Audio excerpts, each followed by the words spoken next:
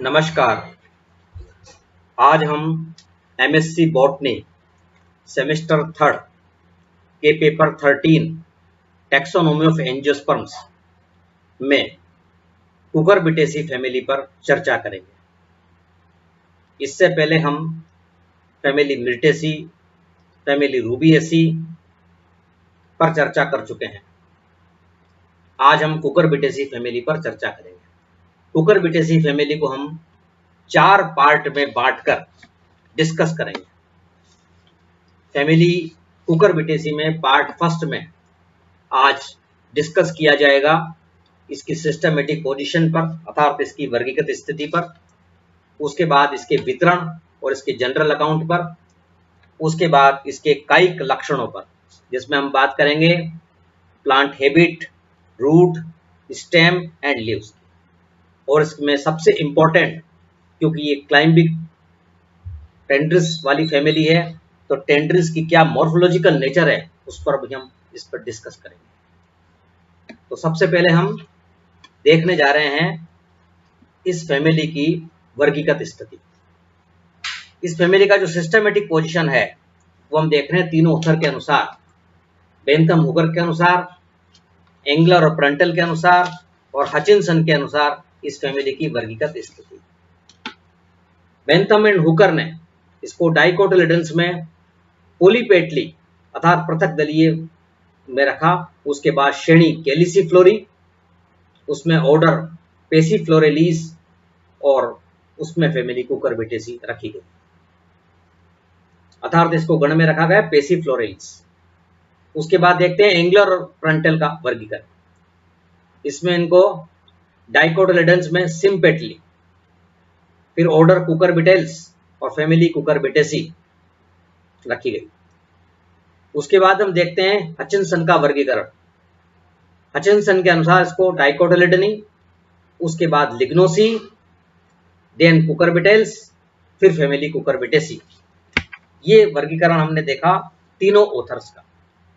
तीनों ऑथर्स ने कुकुरबिटेसी को फैमिली को जो स्थिति रखी उसमें हमने देखा बेंथम और हुकर ने इसको गण पेसिफ्लोरेलीस में रखा, जबकि एंगलर, प्रेंटल और हचिनसन इसके लिए जो ऑर्डर बनाया वो है कुकुरबिटेल्स। इसके बाद हम देखने जा रहे हैं इस फैमिली का सामान्य वितरण और सामान्य विवरण। इसका जो वितरण है, डिस्ट्रीब्यूशन, वो हम उसमें देखते हैं। It is commonly called gourd family. The member are chiefly inhabitants of tropical regions.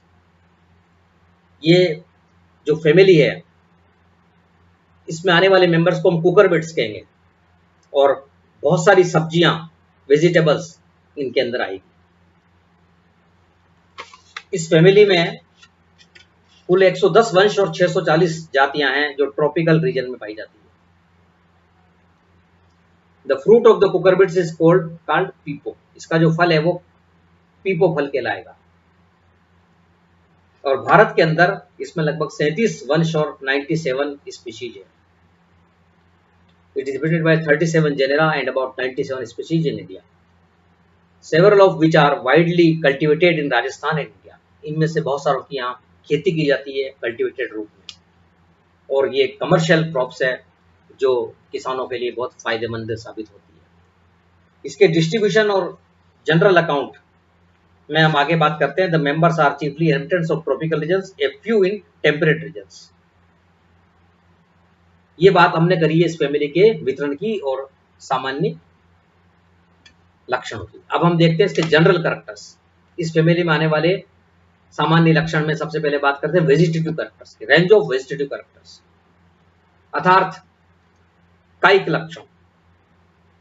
कायिक लक्षण में प्लांट हैबिट, रूट, स्टेम और लीव्स, इनकी बात हम करेंगे। सबसे पहले हम देखते हैं इसका पादप स्वभाव, प्लांट हैबिट। इस फैमिली में जो पौधे आते हैं वो मेनली होंगे ट्रेलिंग्स और क्लाइंबिंग अर्थात तलसर्पी या आरोही, और वो मोस्टली एनुअल और पेरेनियल हर्ब्स होंगे।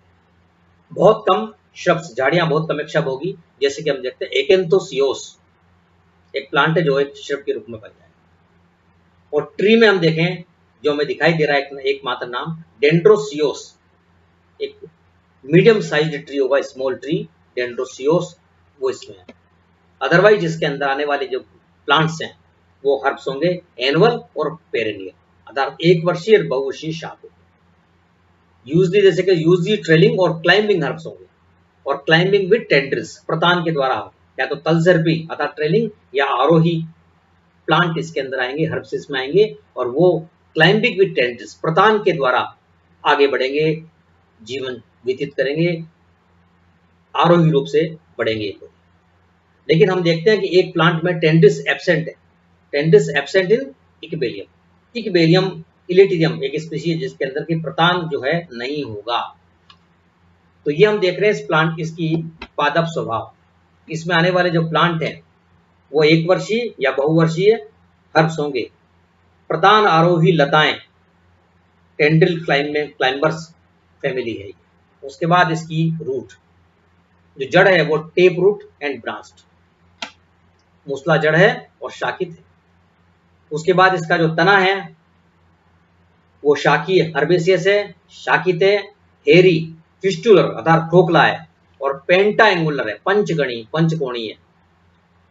और एनाटोमी की लैंग्वेज में इसको देखें तो alternate rings of 5 vascular bundles etch. इनके जो स्टेम है, तना है, उसके अंदर ये विशेषता पाई जाएगी।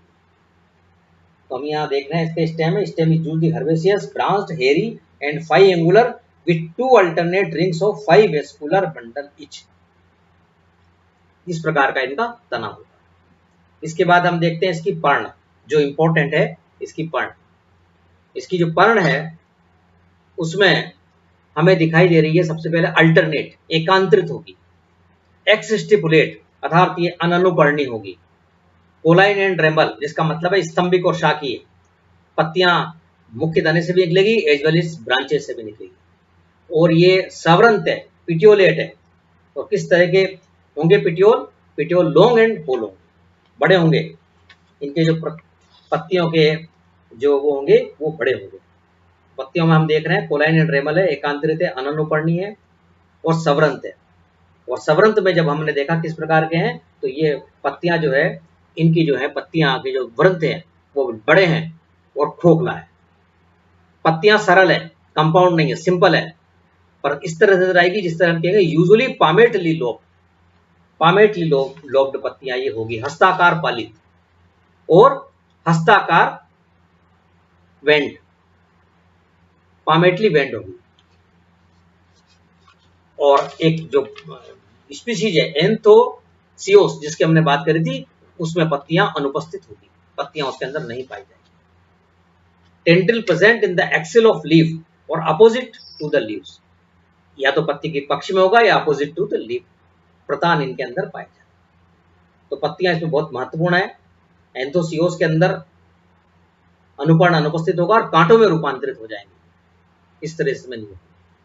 अब हमने जब बात करी है प्रतान की, तो हम देखने जा रहे हैं इसका प्रतान कितना महत्वपूर्ण है। Tendrils, morphological nature of tendrils, ये हम बात यहाँ करते हैं जो बहुत महत्वपूर्ण है। और परीक्षा में एग्जाम के अंदर इसका प्रश्न पूछा जाता है कि give the morphological nature of tendrils.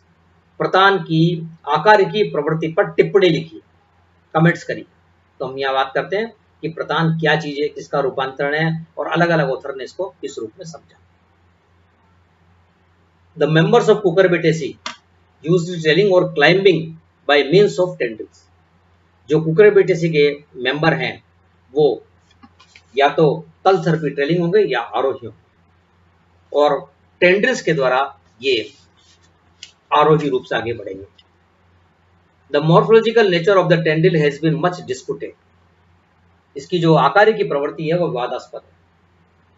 The morphological nature of the tendrils has been much disputed and they have been variously considered as roots, stems, leaves, stipules, shoots, flower stalks और organs sui generis। और अलग अलग author ने इसको पत्ती का, तने का, अनुपर्ण का, प्ररोह का, पुष्प वृंत का और रूपांतरण माना, और कहीं नहीं मांगा स्वतः उत्पन्न होने वाला होंगे, ऑर्गन सुई जेनरिस है टेंड्रिल्स। तो टेंड्रिल्स इसके अंदर बहुत महत्वपूर्ण है। They may have different origin in different genre, अलग अलग वंश में अलग अलग रूप से इसकी जो है उत्पत्ति हम मानते हैं। Tendril present in the axil of leave और opposite to the leaves. Tendril जो है वो पत्ती के कक्ष में हो सकती है या इसके अपोजिट रूप से जो है हो सकती है, उपस्थित हो सकती है। Tendrils are absent in equilibrium, aquarium के अंदर टेंड्रिल्स अनुपस्थित होता है। जो इसकी मॉर्फोलॉजिकल नेचर है, आकार की प्रवृत्ति है, वो morphological nature of tendril described by various authors, अलग अलग ऑथर ने इसको अलग अलग रूप से कंसीडर किया है, माना है रूपांतरण, उसकी बात हम यहाँ डिस्कस रूप से करते हैं। Morphological nature of tendrils has been a subject of great controversy.